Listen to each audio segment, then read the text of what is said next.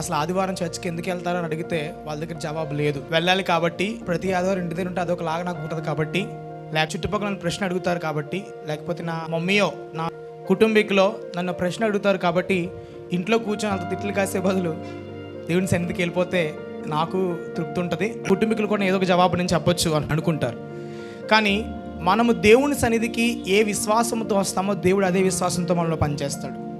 ప్రభువుని మనం కలవడానికి వస్తున్నామనేటువంటి తలంపుతో ఎవరైతే ప్రభు సన్నిధికి వస్తారో వారితో ప్రభు తన కలవాలని వచ్చారు కాబట్టి ఆయన తప్పనిసరిగా కలుస్తాడు.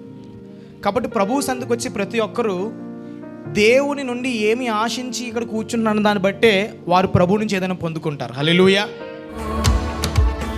గొప్ప కార్యము చేసేదవని నేనే